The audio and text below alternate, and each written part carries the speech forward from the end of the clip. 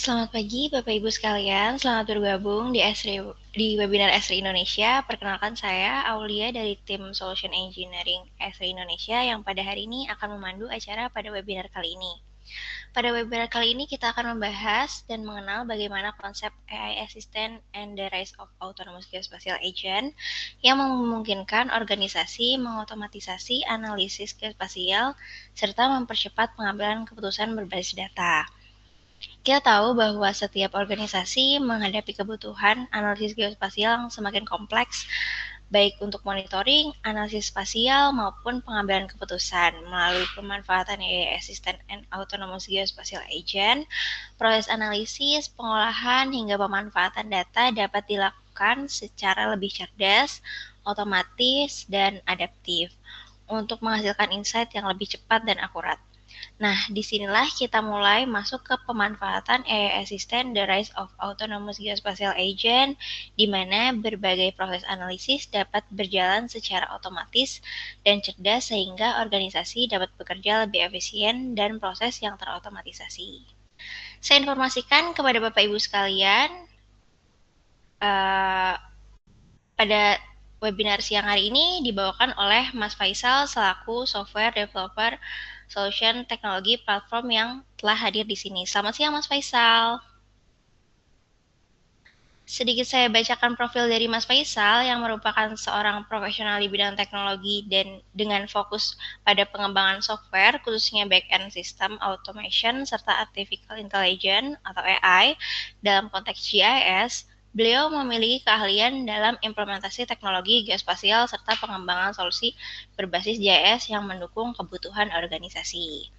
Saat ini beliau merupakan software developer, product and teknologi di Esri Indonesia, di mana ia berperan dalam mengembangkan serta mengimplementasikan berbagai solusi teknologi, termasuk dalam penyelenggaraan workshop terkait teknologi lanjutan seperti ARGIS Geoanalytic, Geostatistical Analysis, AI Assistant, dan Model Builder, dengan didukung latar belakang akademis di bidang matematika dari Universitas Indonesia.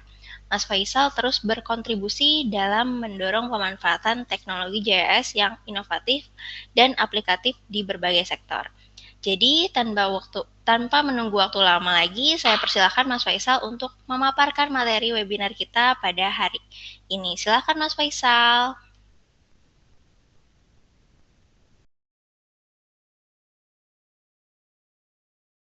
Oke, terima kasih Mbak Aul. Oke, selamat pagi Bapak Ibu semuanya.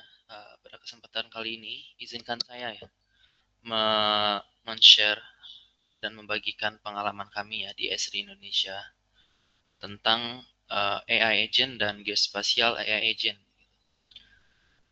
Nah, di mana AI agent ini mungkin sebuah tren teknologi yang baru.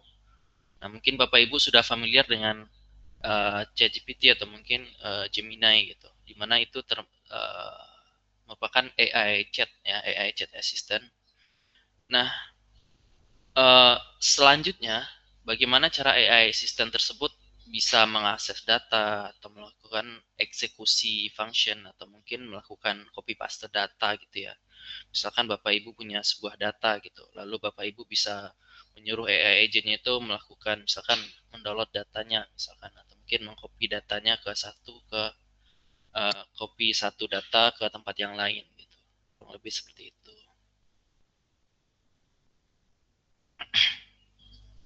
Oke, sebagai awalannya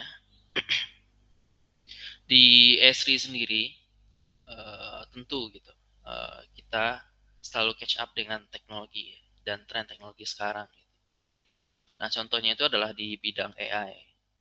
Nah, sudah kalau Bapak Ibu di organisasinya ya mungkin sudah mempunyai ARGIS online gitu. Nah, Bapak Ibu sendiri bisa gitu mengakses AI assistant yang sudah built-in gitu di dalam aplikasi tersebut. Yang pertama contohnya itu adalah Arcade gitu. Nah, di mana misalkan Bapak Ibu sudah mempunyai data.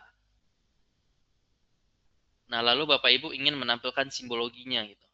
Dengan misalkan simbologinya itu berbentuk pop-up atau mungkin simbologi yang interaktif gitu ya. Nah, Bapak Ibu bisa menggunakan Arcade. Nah, untuk dalam menggunakan Arcade, sebenarnya Bapak Ibu bisa menggunakan AI Assistant yang sudah include di dalam Arcade sendiri gitu, dimana bisa mempermudahkan kita lah gitu, membangun simbologi yang lebih interaktif atau mungkin yang lebih cepat gitu ya. Misalkan dulu gitu ya, sebelum AI Assistant ada, tentu mungkin kita menghabiskan waktu misalkan 10 menit atau mungkin seharian gitu ya dalam membuat sebuah simbologi gitu. Nah, sekarang dengan adanya AI Assistant kita sangat terbantu gitu ya, dimana bisa mempercepat proses tersebut lah gitu, dimana AI-nya itu bisa membantu kita gitu. Lalu ada AI assistant di solutions, terus ada AI assistant di documentation. Nah, di documentation sendiri, misalkan Bapak Ibu mempunyai pertanyaan teknis gitu, atau mungkin ada troubleshoot gitu, atau mungkin pertanyaan terkait license, atau mungkin bagaimana cara uh, memanage sebuah ArcGIS online gitu ya, atau mungkin pertanyaan teknis terkait ArcGIS Pro gitu. Nah, tentu Bapak Ibu biasanya melakukan googling gitu ya, atau mungkin tanya ke ChatGPT atau mungkin Gemini gitu.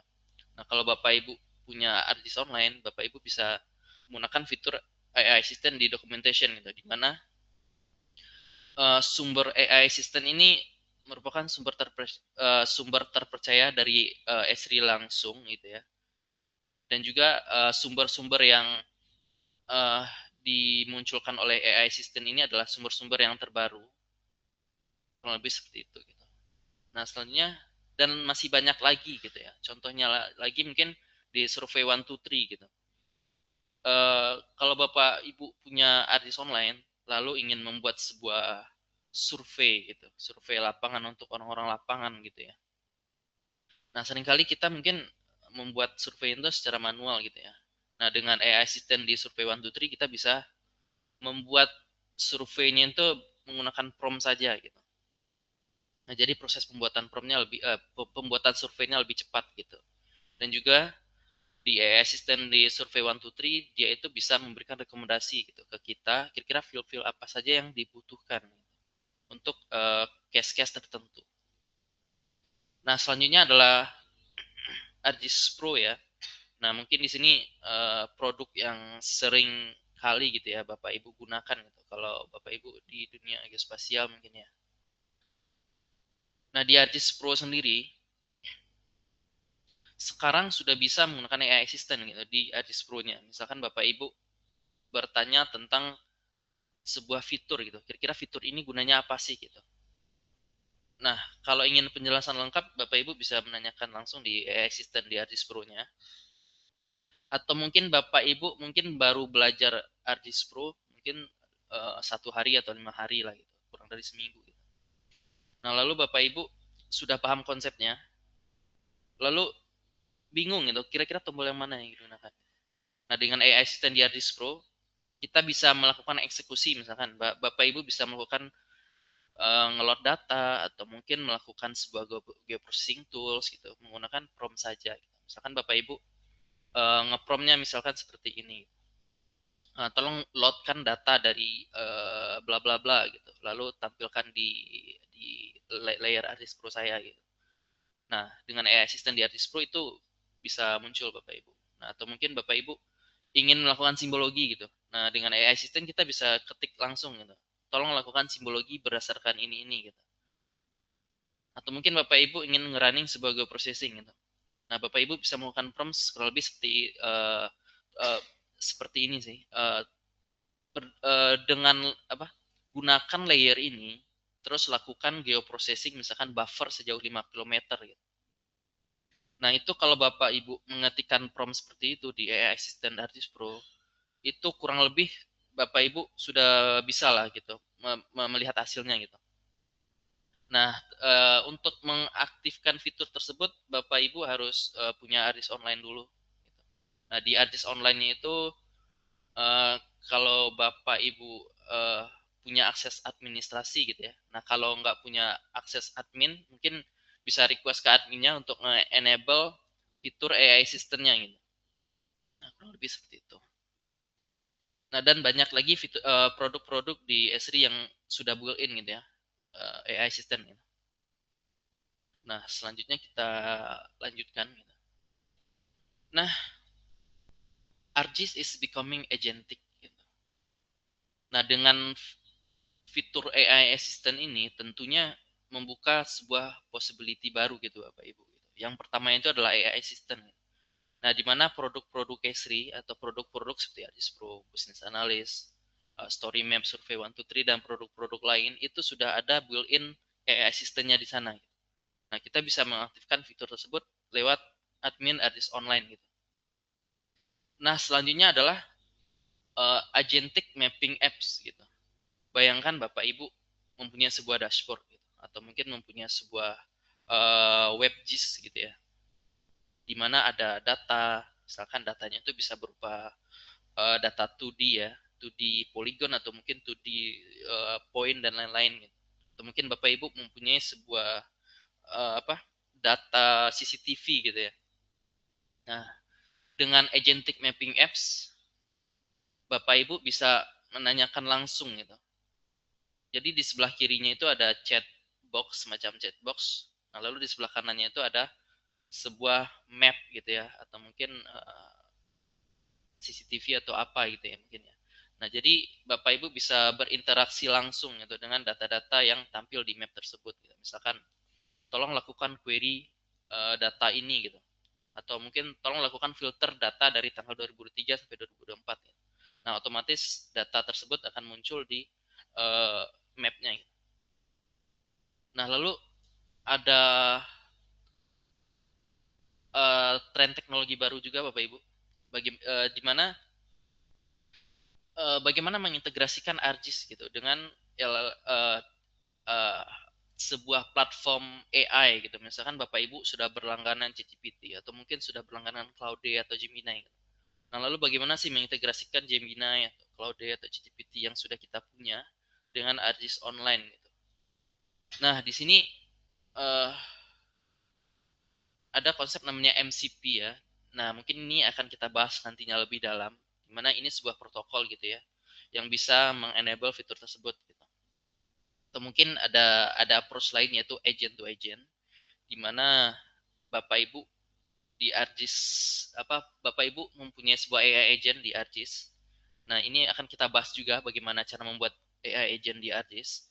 Nah, lalu Bapak Ibu ingin mengintegrasikan AI agent yang ada di ArcGIS ke AI agent yang Bapak punya di tempat lain. Misalkan Bapak Ibu punya AI agent misalkan di platform lain, misalkan di Microsoft gitu atau di mana gitu. Lebih seperti itu.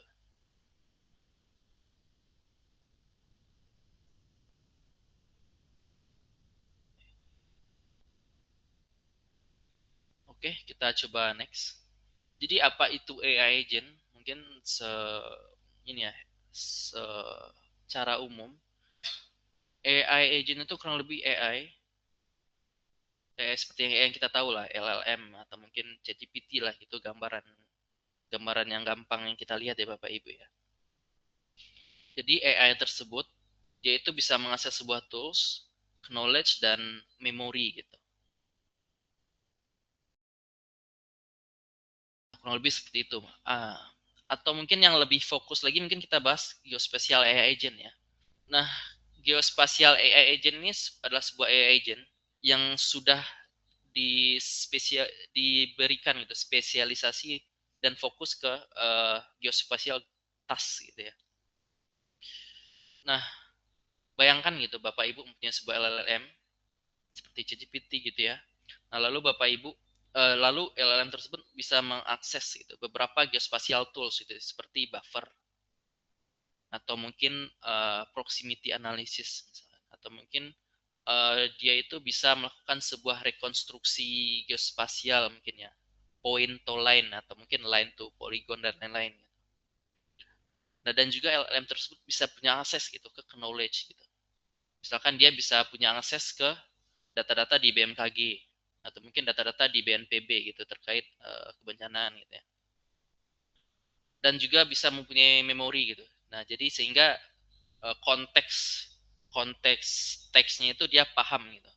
Jadi dia bisa reasoning lah gitu, step by step. Contoh kasusnya misalkan Bapak Ibu bayangkan ya Bapak Ibu mempunyai sebuah akses AI gitu ya. Lalu Bapak Ibu bisa bertanya gitu atau bisa melakukan memerintahkan AI tersebut. Tolong download data dari Sentinel, lalu tolong klip datanya, lalu kirim ke harddisk online saya, lalu simpan gitu. Nah, dengan menggunakan geospatial AI agent itu bisa terjadi Bapak Ibu gitu. Jadi kita nggak perlu secara manual lagi download datanya, kita nggak secara manual lagi me, apa men-save datanya atau melakukan clipping data lalu kita save secara manual gitu. Nah, dengan geospatial AI agent itu kita bisa melakukan itu cuma satu kali prompt doang gitu.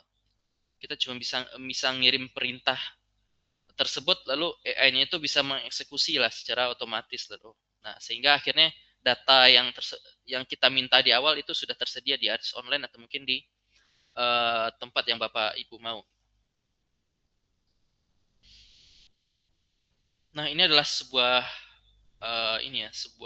produk dari Esri yang sudah menggunakan konsep AI agent. Nah, jadi ini namanya adalah Data Explorer. Jadi kurang lebih ini adalah sebuah aplikasi AI agent di mana di sebelah ada teksnya, ada chatbotnya. Kalau kita lihat di sebelah kiri ada chatnya dan di sebelah kanan ada mapnya. Nah, dengan Data Explorer ini kita itu bisa melakukan query data atau mungkin melakukan filter data gitu ya, atau mungkin uh, ingin bereksperimen atau mengeksplorasi data lah gitu lebih jauh. Nah, kalau kita lihat di sini kan uh, barrier secara teknikal ini kan sudah tidak ada ya Bapak Ibu ya. Jadi kita bisa langsung melakukan prompt lalu tampil di map. Nah, ini kalau Bapak Ibu sudah punya ArcGIS online, nah ini sangat bisa dipakai Bapak Ibu. Jadi syaratnya itu seperti tadi, Bapak Ibu aktifkan dulu fitur AI-nya itu di ArcGIS online yang sudah Bapak Ibu punya gitu. Nah, yang kedua itu adalah ArcGIS Agent Builder. Nah, mungkin Bapak Ibu sudah lihat ya, atau mungkin pernah lihat di LinkedIn gitu ya, lewat ya. Nah, jadi ini adalah sebuah visual builder ya. Jadi Bapak Ibu bisa melakukan drag and drop, lalu membuat sebuah agent gitu di atas ArcGIS. Nah, jadi misalkan Bapak Ibu ingin membuat sebuah agent untuk bencanaan misalkan. Nah, jadi data-data yang dibutuhkan misalkan data-data dari BNPB, data-data dari Inaris gitu ya, data-data dari lembaga terkait. Nah, Bapak Ibu bisa mengembed bisa membuat sebuah AI agent secara visual lah gitu. Knowledge-nya bagaimana, tools-nya bagaimana, terus logic-nya bagaimana gitu ya. Menggunakan ArcGIS Agent Builder ini gitu. Kurang lebih seperti itu. Nah, ini adalah oke, mungkin ini masuk ke topik yang agak teknikal sedikit Bapak Ibu. Kalau Bapak Ibu sudah familiar dengan produk Esri, mungkin Bapak Ibu pernah menggunakan apps-nya gitu, misalkan ArcGIS Pro, atau mungkin Bapak Ibu menggunakan Business Analyst gitu, atau mungkin Bapak Ibu menggunakan Survey 123 gitu. Nah, itu dinamakan Esri Apps gitu. Atau mungkin Bapak Ibu mempunyai aplikasi sendiri yang dibangun di atas Esri ya, misalkan Bapak Ibu mempunyai sebuah dashboard gitu, atau mungkin sebuah sebuah tampilan web gitu ya. Nah, di mana apps-apps yang Bapak Ibu pakai itu sebenarnya di bawahnya itu kan ada service gitu. Nah, service inilah yang di di diracik gitu ya sehingga Bapak Ibu bisa menggunakan apps yang di atas gitu. Nah, untuk service sendiri ada banyak service gitu ya. Di Esri sendiri misalkan kalau Bapak Ibu menggunakan service-nya ada location service gitu seperti geocode gitu ya, Bapak Ibu menggunakan geocode atau mungkin Bapak Ibu menggunakan base map Esri misalkan, atau mungkin Bapak Ibu menggunakan geoprocessing yang ada di ArcGIS gitu ya, atau mungkin di ArcPy misalkan ya, atau mungkin Bapak Ibu uh, mempunyai service-service lain lah gitu. Nah, atau mungkin Bapak Ibu mempunyai service yang Bapak Ibu buat sendiri gitu ya. Misalkan Bapak Ibu membuat service misalkan notification service gitu, di mana membutuhkan data-data lah gitu. Lebih seperti itu. Nah, kalau kita lihat service ini kan sebenarnya dia itu melakukan sesuatu terhadap data itu. Nah, kalau kita lihat lebih bawah lagi itu ada namanya data. Kalau Bapak Ibu mempunyai sebuah data, misalkan data-data dari Esri atau mungkin data-data dari Living Atlas lah gitu. Misalkan database map Esri atau data-data yang dipublish oleh Esri sendiri gitu. Atau mungkin Bapak-bapak apa data-data yang uh, Bapak Ibu punyai gitu.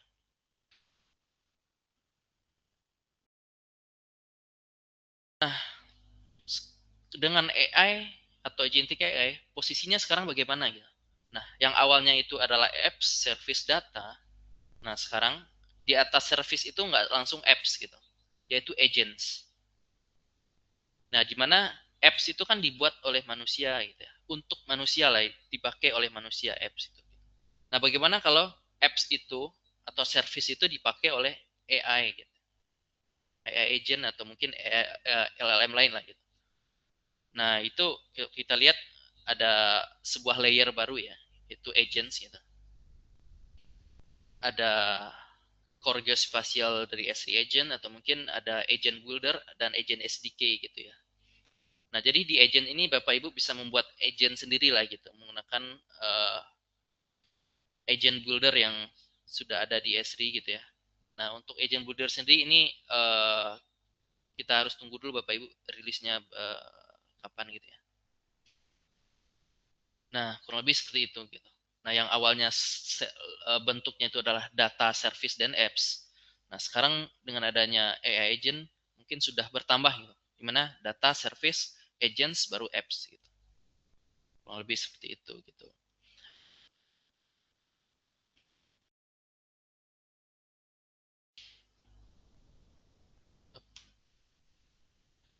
Nah, misalkan Bapak Ibu eh, tidak mempunyai gitu ya, atau mungkin belum bisa mengakses AI agent atau agentic server yang dibuat oleh S3 gitu ya. Mungkin Bapak Ibu belum berlangganan Aris online atau mungkin belum belum bisa lah mengakses hal tersebut. Nah, ini adalah bagaimana strukturnya gitu. Kalau kita ada data, ada service, ada apps gitu. Nah, sekarang bagaimana kalau data dan service-nya itu? Service-nya itu kita konekkan ke LLM-nya langsung gitu. Misalkan bentuk service itu misalkan geocode atau mungkin uh, routing misalkan ya, atau mungkin reverse geocode gitu, atau mungkin service-service seperti point to line atau line to polygon gitu dan lain-lain. Nah, sebenarnya kita bisa ngekonekin langsung gitu ke AIS seperti ChatGPT atau Gemini atau mungkin Copilot gitu secara langsung gitu ya. Nah, protokol atau cara yang membuat ini memungkinkan itu adalah namanya itu MCP atau model konteks protokol gitu. Nah, oke, okay, next. Nah, bagaimana MCP bekerja? Nah, bayangkan Bapak Ibu gitu, mempunyai sebuah AI application gitu ya. Misalkan Bapak Ibu mengakses ChatGPT gitu. ChatGPT itu kan sebenarnya sebuah interface ya, AI application gitu. Nah, di mana di bawahnya itu adalah ada akses ke model uh, GPT 4.5 misalkan atau GPT 5 titik sekian gitu. Nah, ini ada data source misalkan. Bapak Ibu mempunyai data-data source misalkan data-data internal gitu atau mungkin data-data dari API gitu ya. Nah, lalu bagaimana gitu AI ini tahu gitu data-data yang ada di API ini gitu. Kalau kita tanya langsung gitu ya ke ChatGPT gitu. Mungkin ke Gemini. Coba tolong ambil data di BNPB. Mungkin Gemini-nya mungkin kadang-kadang bingung gitu ya. Bagaimana ya cara ngambilnya gitu. Atau mungkin dia nggak memberikan data yang akurat gitu. Nah, inilah peran MCP ya atau MCP server gitu, dimana dia itu bisa nge-wrap gitu ya fungsi-fungsi yang ada atau mungkin data-data yang ada di API itu gitu. Jadi dia bisa nge-wrap lalu dia mengkonekkan ke AI application-nya gitu. Misalkan Bapak Ibu ada data-data source-nya banyak gitu. Lalu ada bungkus gitu ya. Lalu dia bisa membuat sebuah tools gitu. Misalkan di MCP servernya itu adalah geocoding tools atau mungkin get data tools atau mungkin tools-tools yang berhubungan dengan geospasial ya Bapak Ibu ya. kurang lebih seperti itu gitu. Nah, jadi kurang lebih seperti itu gambaran umum MCP gitu. Nah, kenapa ini penting? Yang pertama itu adalah ini adopsinya sangat cepat ya Bapak Ibu ya. Ini berdasarkan riset dari Gartner.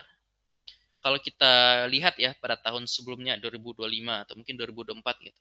Mungkin teman-teman yang backgroundnya itu software engineer, mungkin teman yang backgroundnya AI engineer gitu ya. Mungkin kalau mendengar MCP itu mungkin masih sedikit gitu ya yang tahu gitu ya. Nah, pada tahun 2026 kita lihat ini growing sangat cepat ya, masif growingnya gitu. Dimana provider seperti Google atau mungkin provider AWS itu sudah ada gitu API gateway atau mungkin MCP fiturnya gitu. Kalau kita lihat kan itu sangat cepat ya adopsinya. Baru ada tahun kemarin tapi sekarang sudah ada gitu di beberapa berbagai vendor-vendor software gitu. Seperti Google, Gmail, YouTube itu sudah ada MCP fiturnya gitu. Yang kedua itu adalah adopsi dari enterprise customer gitu. Nah, kalau kita lihat ya, uh, enterprise customer ini kan uh, dia itu ingin membuat sebuah solusi gitu ya di di company-nya sendiri gitu. Jadi permasalahan di company-nya ada, lalu dia ingin membuat solusi. Oh ternyata ada fitur AI baru gitu ya, yang namanya MCP gitu. Nah dengan adanya MCP ini sebenarnya adopsinya itu sangat mudah gitu Bapak Ibu. Nah jadi sebenarnya kalau Bapak Ibu sudah punya API gitu ya, atau mungkin Open API yang sudah Open API spec lah kita sebut. Sebenarnya kita bisa colokkan langsung ke sini sehingga API tersebut bisa jadi MCP secara otomatis gitu, sehingga bisa dikonsum oleh AI secara langsung. Nah, ini yang ketiganya ya, terkait security gitu. Kalau kita lihat kan MCP ini teknologi baru ada mungkin 2 tahun gitu ya. Adopsinya sangat masif. Tentu ya, dalam adopsinya ini tak luput dari security and risk management gitu. Nah, mungkin ini akan kita bahas juga nanti, Bapak Ibu.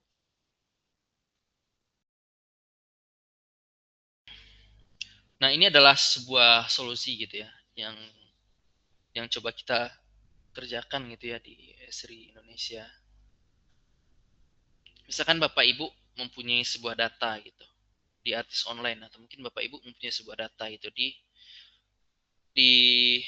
database Bapak Ibu gitu. Nah, ini kan ada dua source sebenarnya gitu. Di artis online lalu di internal data gitu. Nah, misalkan kita ingin menampilkan uh, data-data ini ke Microsoft Copilot Studio gitu. Atau mungkin kita ingin menampilkan ini ke uh, ya yang jelas tampil lah gitu datanya. Bisa itu Copilot atau mungkin Claude atau mungkin Gemini itu, atau mungkin tampil di ChatGPT ya.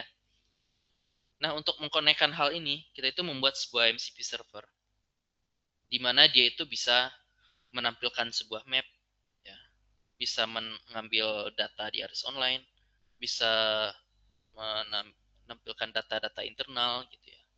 Nah, lalu bisa melakukan vector similarity atau vector database. Jadi ini misalkan Bapak Ibu mempunyai sebuah data teks gitu ya. Lalu Bapak Ibu ingin mencari sesuatu yang similar gitu. Nah, oleh karena itu kita membutuhkan sebuah vector database. Atau mungkin kita bisa melakukan predictive algorithm di sini. Misalkan Bapak Ibu sudah mempunyai API untuk melakukan mengkalkulasi sesuatu gitu. Misalkan untuk mengkalkulasi area misalkan mengkalkulasi berapa banyak building di sebuah area gitu. Menggunakan metode apa misalkan ya, atau mungkin bisa menghitung sebuah NDVI sesuatu lah gitu. Nah, di predictive algorithm ini kita konekkan ke MCP. Nah, lalu dengan chat gitu ya, Bapak Ibu bisa mengeksekusi predictive algorithm ini gitu. Misalkan tolong lakukan algoritma ini, parameternya ini, tolong tampilkan hasilnya gitu. Nah, lalu akan tampil. Nah, lalu di case ini kita ingin menampilkan dan mengkonekkannya itu di Copilot gitu. Karena beberapa customer kita dia itu sudah mempunyai Copilot. Nah, dan lalu dia itu ingin mengoptimize hal tersebut dan ingin mengutilize-nya lah gitu. Nah, lalu bisa tampil map juga gitu. Nah, ini adalah sebuah tampilannya Bapak Ibu ya.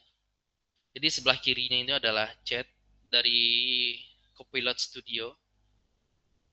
Nah, dan sebelah kanan ini adalah sebuah map gitu. Nah, jadi kita bisa mengkonekkan gitu data-data atau mungkin apa ya, data-data atau mungkin sebuah data-data internal atau data-data di artis online gitu ya ke Copilotnya gitu. Misalkan di sini kita misalkan ini tampilkan semua data di bla bla bla gitu. Nah, lalu akan tampil gitu ya. Nah, lalu coba tampilkan performance AI-nya di ini gitu. Nah, lalu akan tampil gitu Bapak Ibu gitu. Nah, selanjutnya mungkin kita akan ingin menanyakan gitu atau ingin meranking gitu sesuatu gitu dengan teks saja. Nah, ini sudah sangat bisa Bapak Ibu gitu ya. Kita coba percepat saja ya.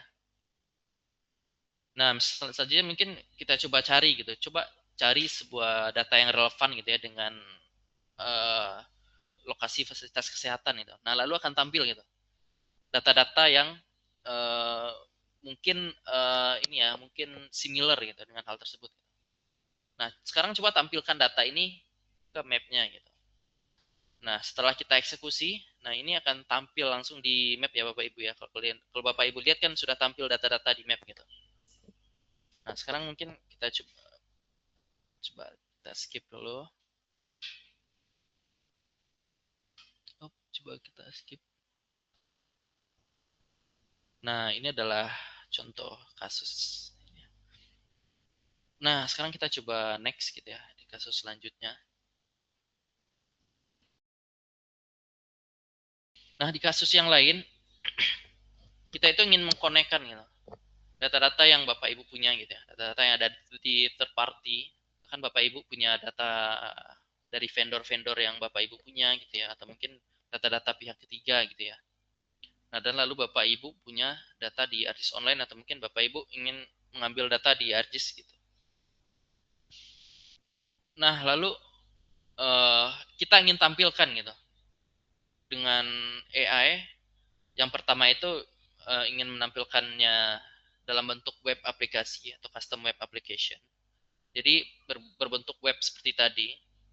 Yang kedua itu kita bisa mengkonekkan AI-nya itu dengan ke Copilot ya, atau mungkin Bapak Ibu punya sebuah AI atau mungkin kita bisa konekkan ke Gemini atau mungkin Bapak Ibu ingin konekkan uh, ke ChatGPT gitu, itu sangat bisa. Atau mungkin Bapak Ibu ingin mengkonekkan ke sesuatu yang lebih mobile lagi, misalkan Telegram. Nah, ini merupakan sebuah interface-nya saja Bapak Ibu. Dimana banyak model yang sudah kita coba gitu, dari kepala Gemini, GPT, dan Gemma, dan lain-lain gitu. Nah, di tengah-tengahnya itu, atau penghubungnya itu, kita membuat sebuah custom MCP server, function call, dengan agent state gitu kita sebutnya gitu. Karena ini sangat custom sekali gitu ya. Dimana Bapak Ibu bisa mengakses ArcGIS Online Data, lalu Bapak Ibu bisa melakukan geoprocessing tools, lalu Bapak Ibu juga bisa mengakses data-data pihak ketiga gitu Bapak Ibu. Nah, ini adalah sebuah ini ya tampilannya ya. Jadi kasusnya itu adalah flood and asset monitoring gitu. Jadi kasusnya itu adalah banjir dan monitoring aset gitu. Jadi fitur-fiturnya itu adalah yang sesuai experience kita ya. Ada fitur web chat application, di mana Bapak Ibu bisa berinteraksi langsung lah gitu dengan AI-nya, misalkan untuk nge-get data, untuk menjelaskan sesuatu, untuk melakukan geoprocessing tools gitu ya. Dan hasilnya bisa langsung kelihatan gitu di map sebelah kanan gitu. Nah, ini mungkin contohnya saja ya Bapak Ibu ya. Nah, contoh kasusnya ini gitu. Misalkan kita tampilkan gitu, coba tampilkan rainfall station dengan status warning gitu. Tampilkan satu data saja gitu. Nah, kalau kita lihat di sebelah kanan langsung tampil satu data gitu. Atau mungkin kita coba ini ya. Coba percepat ya Bapak Ibu. Coba lakukan buffer sejauh 5 km gitu. dari area tersebut. Kita lihat. Nah, langsung dia melakukan buffer gitu sejauh 5 km gitu. Coba percepat lagi. Sekarang kita coba tampilkan data dengan average grid code lebih besar dari 0,5 gitu. Nah, jadi grid code ini adalah grid code yang kita dapatkan dari BNPB dari Inaris ya. Jadi masing-masing provinsi itu ada potensi banjirnya lah gitu di Inaris gitu. Nah, sekarang kita coba tampilkan gitu. Dari resikonya itu coba tampilkan resiko yang lebih besar daripada 0,5 gitu. Nah, sekarang AI-nya itu sudah memproses gitu ya. Dia menampilkan area-area yang resikonya itu lebih besar dari 0,5 gitu Bapak Ibu. Nah, ini langsung kelihatan ya area-area yang 0,5. Nah, ini misalkan ini coba tampilkan desa dengan grid code lebih besar dari 0,8 gitu. Nah, ini langsung tampil. Nah, ini langsung tampil ya. Kita coba percepat gitu.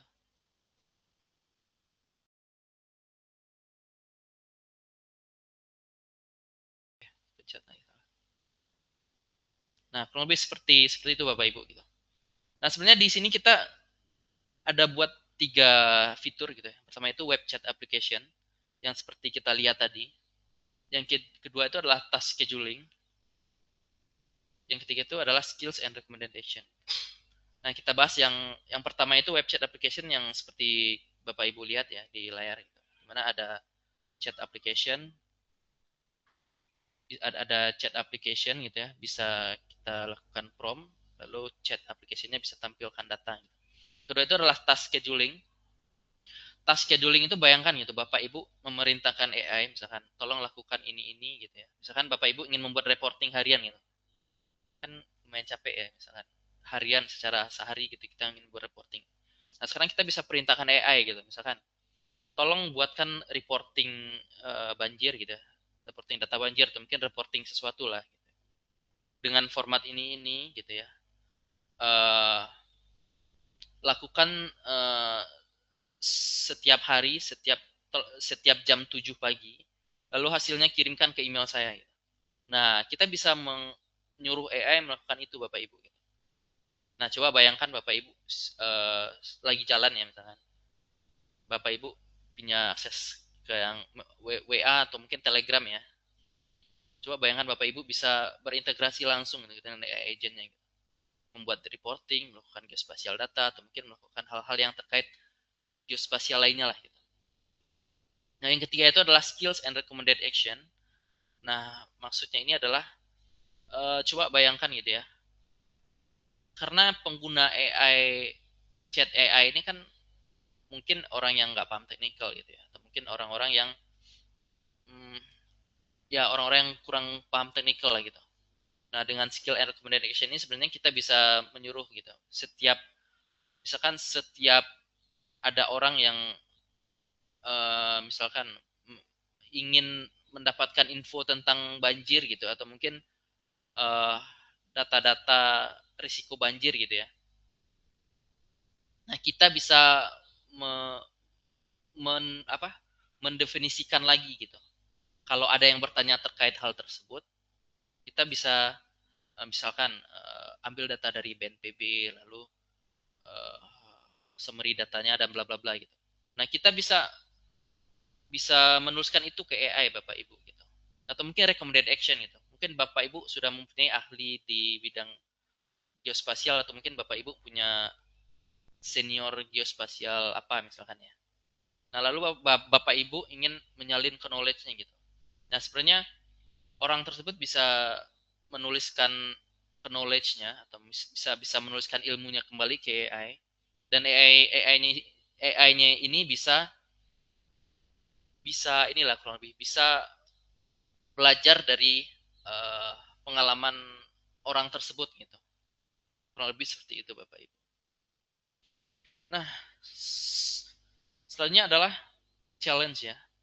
Nah, ini sangat penting sekali ya Bapak Ibu ya. Challenge yang kita hadapi gitu dalam menggunakan AI agent gitu di bidang geospasial gitu. Karena ini adalah teknologi baru dan juga ini adalah ini ya uh, penggunanya pasti akan bertambah lagi. challenge yang pertama itu adalah non-deterministic result gitu. Artinya apa? Misalkan Bapak Ibu bertanya sesuatu ke AI-nya, misalkan tolong bla bla bla gitu. Coba bla bla bla misalkan gitu ya. Nah, lalu besok Bapak Ibu bertanya hal yang sama gitu ke AI-nya. Nah, itu jawabannya kemungkinan besar beda Bapak Ibu. Nah, tentu kalau kita ingin kenapa ini menjadi challenge? Karena kalau kita ingin membuat sebuah AI agent untuk banjir itu kan kalau bisa jawabannya konsisten gitu ya. Karena ini terkait orang banyak ya. Nah, solusi yang kita gunakan itu adalah yang pertama itu kita gunakan models yang cocok atau good models. Nah, yang kedua itu adalah kita memprovide gitu sistem prompt atau mungkin instruction atau skill gitu yang uh, bisa memaksa AI ini itu menjawab sesuatu itu agar lebih strict dan constraint gitu kalau lebih. Dan yang kedua itu adalah store agent state. Jadi misalkan Bapak Ibu bertanya misalkan tolong buffer data ini gitu. Nah, lalu dari data tersebut misalkan Bapak Ibu bertanya lagi gitu. Dari data tersebut tolong buat laporannya gitu. Nah, lalu sudah ada laporannya terus Bapak Ibu bertanya gitu. Dari data tersebut tolong publish ke website atau mungkin tolong publish ke ads online. Nah, itu kan ada multi step ya Bapak Ibu ya. Nah, AI-nya sendiri kan cuma bisa membaca teks gitu. AI sendiri di training berdasarkan teks. Dia nggak di training angka, dia nggak di training data-data geospasial, dia nggak di training untuk membaca map gitu. Nah, jadi agar dia paham gitu ya, konteks geospasialnya, jadi kita itu harus menyimpan gitu data-data masing-masing stepnya itu ke sebuah data store gitu ya, yang bisa mendukung geospatial capabilities gitu. Nah, solusi yang kita gunakan gitu ya dalam mendevelop ini adalah kita itu menggunakan men-store state atau data state-nya itu di database yang punya geospatial capabilities gitu seperti ArcGIS Online, PostGIS atau mungkin Bapak Ibu DuckDB atau mungkin uh, data-database yang lain ya misalkan ya. Yang kedua itu adalah yang ketiga itu adalah tools gitu. Nah, seringkali ya kita itu ingin AI ini itu pintar gitu. Nah, dimana kita itu ingin memasukkan semua tools itu ke dalam AI-nya. Misalkan ada tools-tools geospasial, tools-tools baca data, tools-tools finance, tools-tools asisten dan lain-lain gitu. Nah, tapi permasalahannya Bapak Ibu, kalau kita memasukkan tools semua tools tersebut ke LLM, dia itu bisa menjadi penuh gitu, atau konteks bloat sebutnya gitu. Nah, di mana ini akan menyebabkan gitu ya, AI-nya itu berhalusinasi gitu ya. Jadi dia kadang mengarang gitu. Dan performa untuk berreasoning atau berreasoning ya, beralasan ini menjadi kurang gitu. Nah, jadi solusinya ini untuk saat ini kita di pengalaman kita, yang pertama itu tambahkan saja relevant tools itu, tools-tools yang mungkin relevan gitu dengan AI agent tersebut. Misalkan AI agent di geospasial ya tambahkan saja di tools-tools yang berhubungan dengan geospasial gitu. Nah, atau mungkin Bapak Ibu ingin tetap memaksa gitu. Ingin tools finance iya, tools email iya, tools geospasial iya iya gitu. Nah, ini menggunakan pendekatan multi agent pattern ya. Sehingga AI-nya itu bisa nge-distribute task-tasknya itu ke beberapa agent-agent di bawahnya gitu. Nah, selanjutnya itu adalah security challenge. Nah, di Esri Indonesia sendiri kita tentu banyak bertemu dengan klien atau mungkin user yang enterprise gitu ya Bapak Ibu ya. Tentu challenge-nya itu biasanya terkait security. Nah ya, yang pertama itu adalah data credential. Kita itu tentu ingin mengkonekkan data kita ke ChatGPT, Gemini gitu ya. Atau mungkin ke Copilot gitu. Tapi kita nggak pengen gitu data-data sensitif kita dibaca mereka gitu. Nah, solusinya bagaimana? Solusinya itu yang pertama itu adalah kita bisa menggunakan local model atau trusted provider.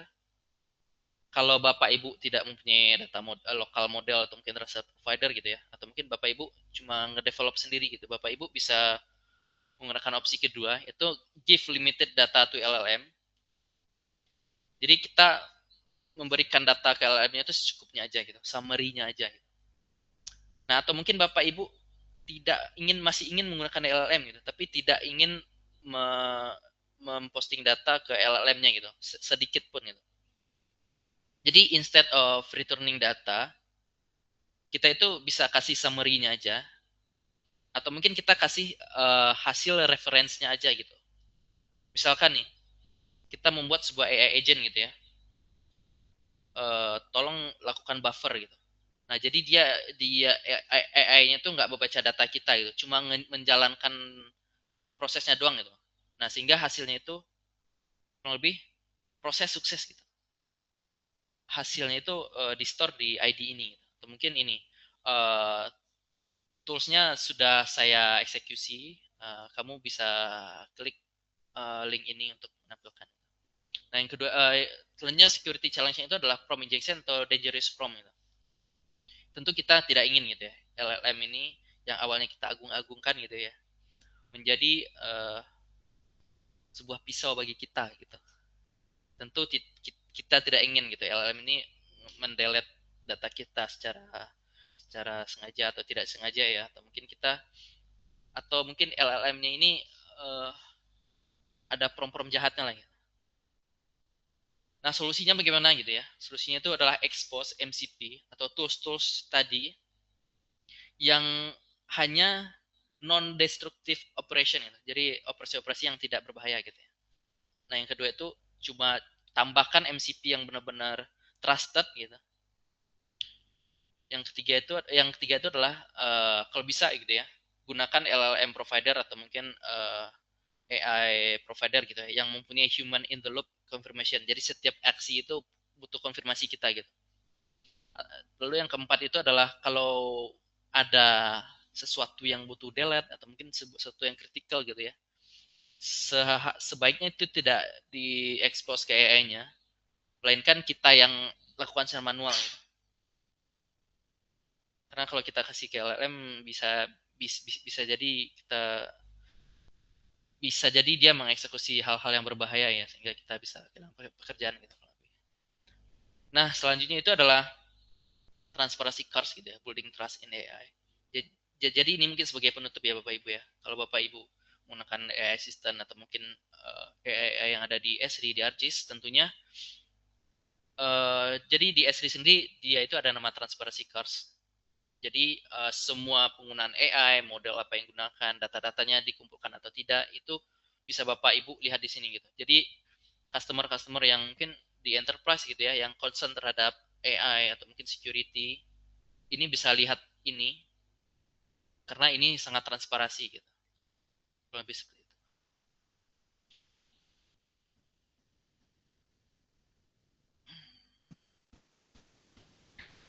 Baik, terima kasih Mas Faisal untuk pemaparan materi yang sangat menarik ya terkait dengan AI Assistant and the Rise of Autonomous Geospatial Agent. Sedikit saya highlight dari materi yang telah disampaikan oleh Mas Faisal bahwa AI Assistant and the Rise of Autonomous Geospatial Agent membawa pendekatan baru dalam pengelolaan dan analisis geospasial, di mana berbagai proses kini dapat berjalan secara otomatis, cerdas, dan terintegrasi. Saya mengingatkan kembali kepada Bapak Ibu bahwa untuk mengajukan pertanyaan, silahkan ketikkan pertanyaan via chat melalui fitur question di panel GoToWebinar seperti yang dapat Bapak Ibu lihat di layar ini.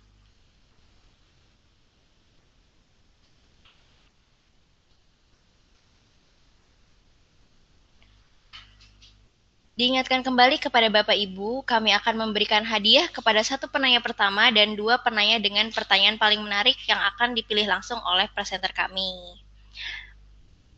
Baik, sudah ada beberapa pertanyaan yang masuk ya. Saya akan membacakan satu persatu dan akan langsung dijawab oleh pemateri untuk pertanyaan yang pertama, yaitu apakah ArcGIS Pro support untuk semua platform AI, Gemini, ChatGPT, LLM, Cloud AI, dan apakah beda platform AI akan berpengaruh dengan hasil atau sama saja? Apakah proses agent AI tidak masalah untuk analisis raster atau vektor, termasuk bisa melakukan perintah layout? Silahkan Mas Faisal bisa langsung dijawab.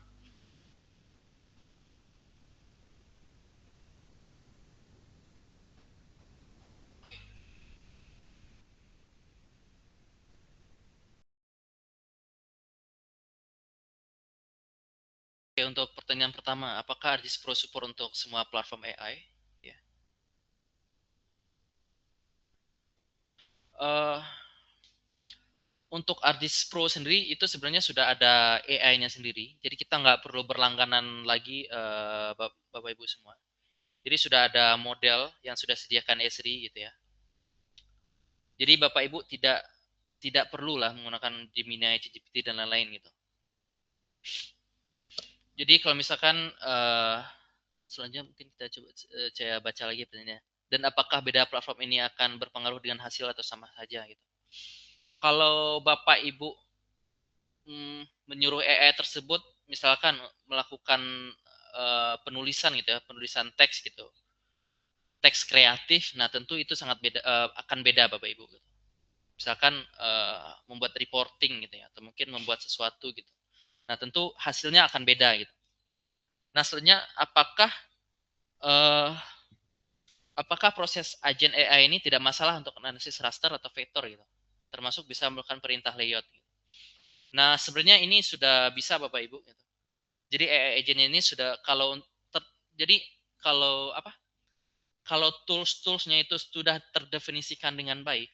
Jadi kita sebagai developer atau mungkin AI engineer ya sudah membuat tools-tools gitu ya, MCP tools dengan baik, tentunya dan juga misalkan kita sudah memberikan prompt yang baik gitu, atau mungkin sistem prompt, instruction prompt, atau skills yang baik ke AI-nya, uh, kemungkinan besar hasilnya akan sama gitu. Dan bisa gitu untuk analisis raster dan vektor gitu. Seperti contoh mungkin pengalaman saya ya, kita itu bisa melakukan buffer gitu. Jadi AI itu bisa mengerti lah buffer 5 km gitu. Kurang lebih seperti itu. Kurang lebih seperti itu jawabannya dari Bu Nuril. Baik, terima kasih Mas Faisal untuk jawaban di pertanyaan pertama. Saya lanjut untuk pertanyaan berikutnya. Untuk yang pertanyaan berikutnya yaitu di versi ADIS Pro berapa untuk bisa menggunakan AI Assistant? Adakah mekanisme khusus agar AI Assistant ini dapat digunakan di ADIS Pro selain mengaktifkan di ARGIS Online? Silakan Mas Faisal untuk menjawab pertanyaannya. Oke, untuk versi berapa? Ini di versi terbaru sih. Jadi kalau untuk menggunakan ArcGIS Pro AI Assistant, kita itu harus update ke ArcGIS kita ke versi terbaru gitu. Misalkan kalau nggak salah versi 36 ya, ArcGIS Pro 36 gitu. Nah, kita harus menggunakan versi 36 gitu Bapak Ibu. Bisa 361, bisa 362, bisa 363 gitu. Yang penting 336 gitu, kurang lebih. Apakah mekanisme khusus agar AI ini dapat digunakan di Aris Pro selain mengaktifkan di Aris Online gitu? Nah, mungkin ini ya. Kalau kita menggunakan Aris AI Assistant di Aris Pro, kan dia membutuhkan sebuah AI Assistant ya gitu ya. Nah, di mana AI Assistant-nya itu di hosting di servernya Esri gitu. Nah, tentu untuk mengakses hal tersebut butuh gitu ArcGIS subscription ke ArcGIS Online gitu. Kurang lebih seperti itu jawaban saya. Baik, terima kasih untuk jawaban pertanyaan kedua. Saya lanjut ke pertanyaan berikutnya. Siang Mas, thanks untuk insight-nya, sangat menarik, tapi ingin saya tanya untuk pengaktifan AI agent di ArcGIS, apakah akan mengonsumsi kredit di ArcGIS? Silahkan Mas Faisal untuk dijawab. Oke, apakah mengonsumsi kredit gitu? Sejauh yang saya tahu ya, mungkin teman-teman bisa lihat lagi. Kalau untuk view data, filter data, atau mungkin query data lah gitu, itu tidak mengkonsumsi kredit sama sekali gitu. Nah, tapi kalau Bapak Ibu melakukan operasi-operasi seperti geocode routing gitu ya, atau mungkin Bapak Ibu mempunyai geospasial geospatial processing itu. Nah, itu baru membutuhkan kredit gitu. Tapi kalau sebatas query data, mungkin filter data, nah itu mungkin belum tidak dikenakan kredit. Baik, terima kasih jawabannya dari atas pertanyaan-pertanyaan yang masuk. Terima kasih Mas Faisal. Eh, dan juga atas materi webinar yang sangat menarik ya. Mungkin kami informasikan bahwa mengingat waktu webinar kali ini terbatas untuk pertanyaan yang belum sempat dan ada pertanyaan yang perlu dikonfirmasi kembali, Bapak Ibu bisa langsung mengirimkan pertanyaannya pada email Mas Faisal yang tertera pada slide ini atau dapat memindai barcode di slide ini untuk informasi kontak selanjutnya. Untuk penanya pertama yang akan mendapatkan hadiah yaitu Bapak Nuril Umam. Selamat ya untuk pemenang di pertanyaan pertama. Nah, untuk dua pertanyaan yang menarik, saya akan minta Mas Faisal nih untuk memilih pemenangnya. Mungkin siapa saja nih Mas Faisal bisa dipilih langsung aja ya. Silakan Mas Faisal.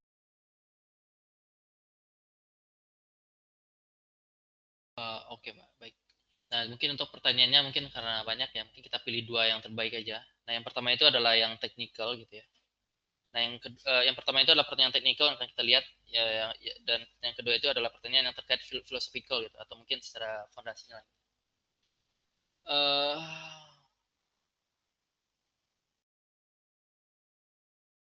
nah, untuk mungkin untuk pertanyaan yang teknikalnya mungkin dari Mas Doni Setiawan gitu ya. Selamat siang, perkenalkan saya Doni Setiawan dari PT Freeport Indonesia.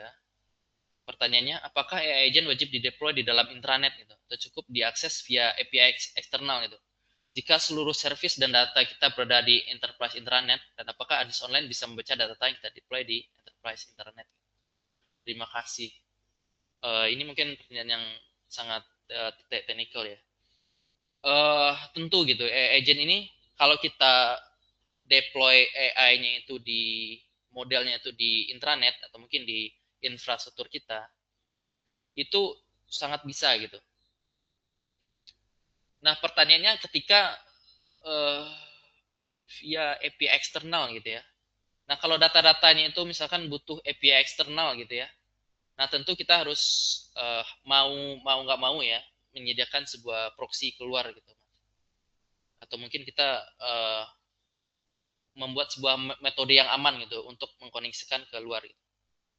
Dan apakah ArcGIS Online bisa membaca data-data yang kita deploy di enterprise intranet? Nah, karena di deploy di intranet tidak bisa, Mas. Jadi jadi uh, jadi mungkin ini tergantung ini ya, tergantung koneksinya ya sebenarnya. Jadi kita harus membuat, jadi kita itu tentu harus memikirkan gitu ya, data-datanya dari mana, terus apakah butuh internet atau enggak. Gitu. Nah selanjutnya mungkin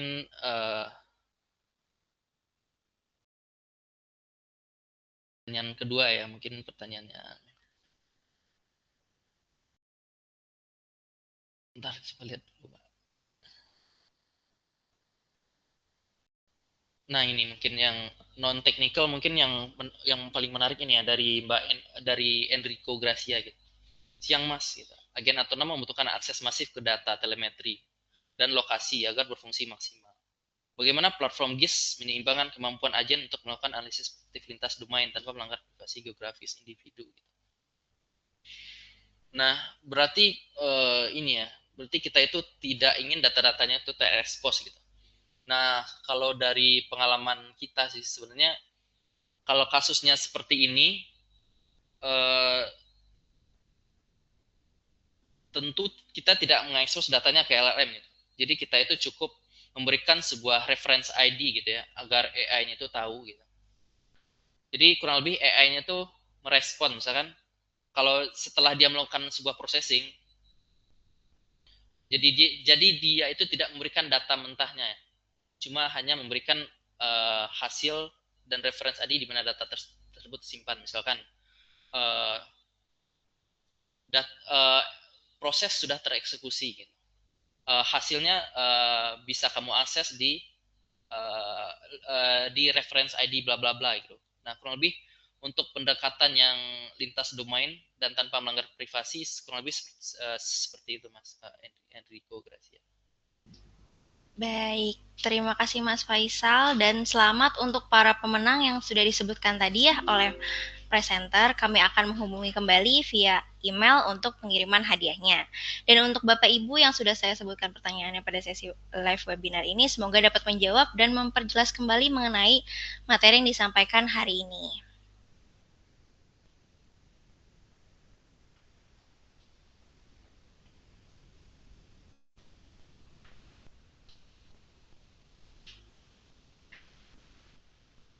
Akhirnya telah sampailah kita di penghujung agenda webinar ini. Sebelumnya kami informasikan kepada Bapak Ibu bahwa pada tahun ini Esri Indonesia akan kembali menghadirkan rangkaian webinar menarik. Untuk informasi lebih lanjut terkait topik webinar, berikutnya Bapak Ibu dapat mengakses melalui media sosial resmi Esri Indonesia atau dengan berlangganan newsletter kami. Dengan demikian, webinar kita pada hari ini telah selesai. Kami mengucapkan terima kasih banyak kepada Bapak Ibu sekalian yang telah berkenan hadir dan mengikuti seluruh rangkaian acara. Semoga materi yang telah disampaikan dapat bermanfaat dan menambah wawasan bagi kita semua. Kami mohon maaf apabila terdapat kesalahan atau kekurangan selama pelaksanaan webinar ini. Akhir kata, terima kasih, saya Aulia, undur diri dan sampai jumpa di webinar selanjutnya.